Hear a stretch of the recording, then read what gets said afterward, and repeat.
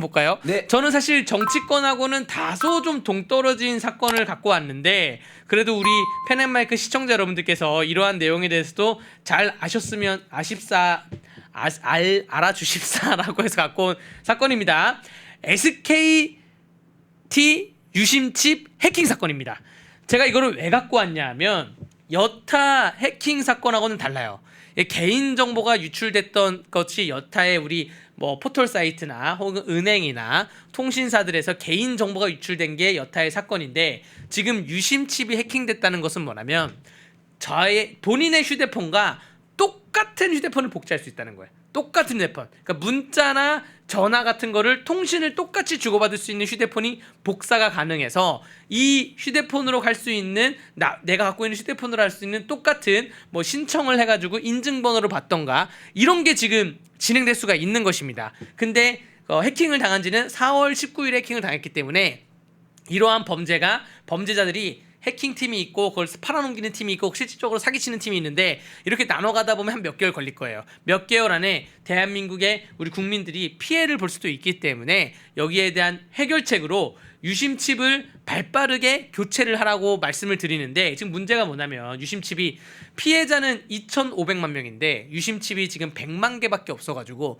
다음 주에 500만 개가 들어온다고 합니다. 그래서 여기에 대해서 좀 우리 시청자들이 좀 알아주십사 하고 제가 말씀을 드리는 부분이고요. 이게 사실 좀 그래요. 제 정치권하고 좀 굳이 연결을 짓자면 해커들이 정보를 취득한 것 중에서 뭐 재벌가의 휴대폰도 있고 정치인들의 휴대폰도 있을 겁니다. 그 휴대폰을 그대로 복사해서 볼 수가 있어요. 근데 문제가 뭐냐면 이 해킹을 해간 주체는 지금 못 찾고 있어요. 그리고 앞으로도 못 찾을 것입니다. 그래서 물론 우리가 이재명을 막고 또 이렇게 정치적인 문제가 중요하지만 사회적인 시점에서 바라봤을 때 유심칩 해킹이 굉장히 중요하다고 생각이 돼서 오늘 좀 얘기를 갖고 왔습니다. 우리 형철방님이 강대규 변호사님 피곤해 보이네요. 식사 잘 챙기세요라고 하는데 식사 잘 챙겨 먹겠습니다. 우리 봄날은 간다님이 유심칩 바꾸지 마세요라고 하는 게 아마 이게 좀 코나 아이나 뭐 이런 문제 때문에 바꾸지 말라고 하는데 모르겠습니다. 현재까지 SKT의 입장은 SKT가 코나 아이라는 회사도 여러분 코나 아이 아시죠? 네. 이재명의 그 지역 카페에 연관된 회사. 코나 아이라는 회사가 유심칩도 만든대요. 저도 이건 처음 알았어요 이번에. 그런데 SKT의 공식 입장은 본인들은 유심칩을 4개의 업체로부터 받는데 그런데 여기에 코나 아이는 들어가 있지 않다라고 SKT는 지금은 선을 긋고 있는 그러한 상황입니다. 예, 이게 굉장히 지금 심각한 문제죠. 물론 이게 뭐 단순하게 뭐 해당되는 SKT 이용자 수가 2,300, 2,500만이라는 정말 어마어마하게 숫자가 많은 것도 문제지만 이게 미칠 사회적인 국가적인 문제가 지금 한두 가지가 아닙니다.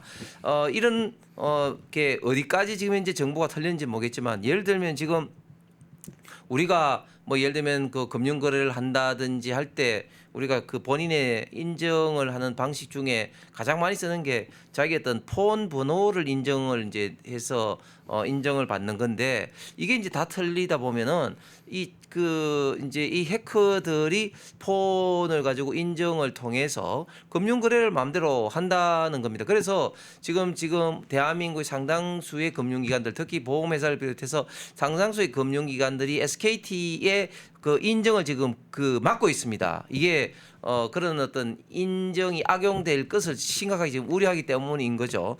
그런데 이번에 SKT 유심칩 해킹의 주체가 중국 지금 해커라고 지금 추정하고 있습니다. 네. 왜냐하면 지금 이 방식이 백도어 방식이거든요. 그러니까 원래 이제 프론트 도어가 있는데 백도어를 하나 심어 놓고 거기서 이제 데이터를 이제 탈취를 하는 그런 방식으로 이번에 그 유심칩을 이제 해킹을 했습니다. 이게 이제 백도어 방식이 중국 해커들이 통상적으로 이제 쓰는 방식이고 그리고 한 가지 참 우려되는 건 뭐냐면 저도 이제 21대 가방이 때 이 점을 굉장히 문제 지적을 했는데 중국의 많은 전자통신 장비에는 어딘가 백도어가 설치가 되어 있습니다.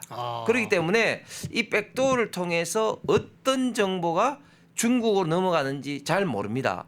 이것을 굉장히 우려를 해서 미국이라든지 EU라든지 일본 같은 경우는 중국의 통신 장비를 굉장히 통제를 하고 있습니다. 대표적으로 하웨이를 못 쓰도록 하는 것도 그렇죠. 또 CCTV도 굉장히 통제를 하고 있습니다. 그런데 우리나라만 이런 어떤 중국 장비에 대해서 그냥 문을 활짝 열어놨어요. 그나마 제가 조금 일부한 것은 공공 부분에 들어가는 CCTV, 즉 우리나라는 이제 이런 사이버 보안의 이제 관리 책임 주체가 두 기관인데요. 공공 부분은 국정에서 담당하고 민간 부분은 과기부 산하 키사란 인터넷진흥원에서 담당을 합니다.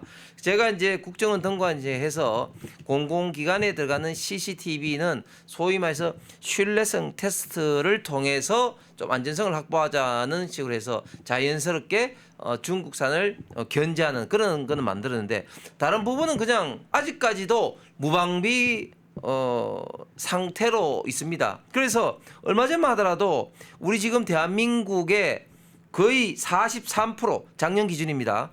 43%의 가정용 청소 로봇 시장을 중국의 로보락이라는 회사가 점유를 하고 있는데 그 로보락과 텐센트하고 그런 등 관계가 드러나서 지금 이제 로보락에 대해서 지금 사용 금지를 했거든요. 그만큼 지금 중국의 가전, 통신, 전자 장비를 통한 데이터 유출의 우려가 굉장히 큰 거죠.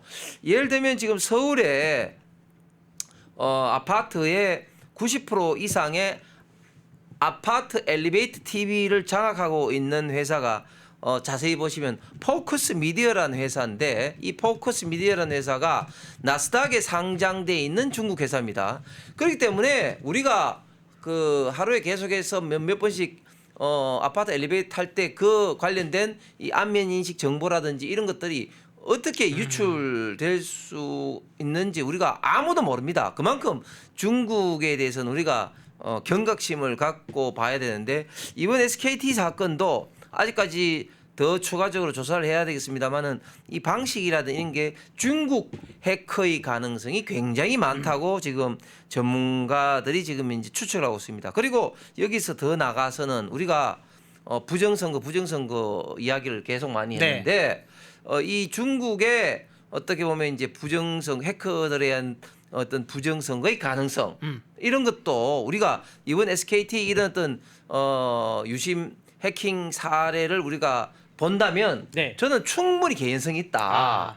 그런 어떤 결론에 또 도달하게 됩니다. 그러니까 교체된 유심도 메이드 인 차이나라는 댓글이 있었는데 이렇게 그 MUYAH 오님께서 말씀하셨는데 실제로 그렇게 인증을 많이 하시더라고요. 그 국민들께서 유심칩을 교체했는데 그것도 중국산이다라고 하는데 딥시크라고 중국산 AI가 있었죠. 올해 1월달에 야심차게 출범했다가 2월달에 딱 보니까 미국하고 한국하고 여러 나라가 유럽 여러 나라가 보니까 너무나 과도한 정보를 중국으로 다 갖고 가는 거예요. 검색하는 족족 정보를 갖고 가서 거기에 대해서 우리나라 인터넷진흥원에서 제재를 걸었죠. 그래서 공교롭게도 오늘부터 딥시크가 다시 중단된 게 오늘부터 다시 우리나라 서비스가 재개가 됐습니다. 그래서 오늘부터 다시 어플리케이션을 다운받을 수가 있대요. 딥시크에 대해서. 하지만 여러분들 우리 팬앤마이크 시청자분들은 잘 아시겠지만 우리 홍석준 의원님 말씀하신 것처럼 이 통신이나 뭐 이러한 AI 체계에서는 중국에 대해서는 좀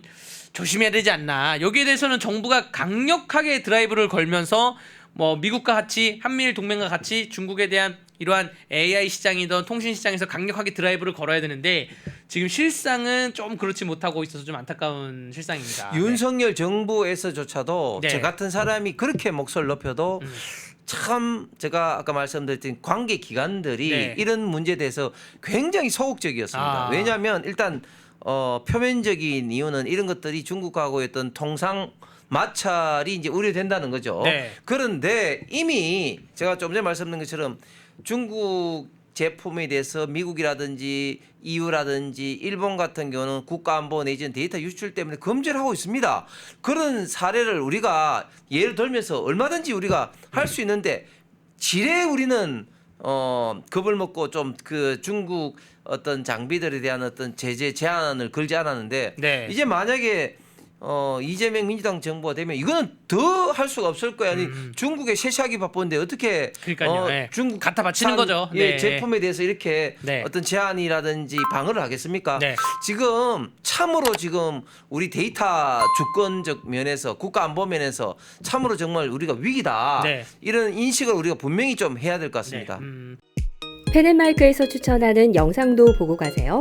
다른 영상도 즐기시려면 구독 버튼을 꼭 눌러주세요.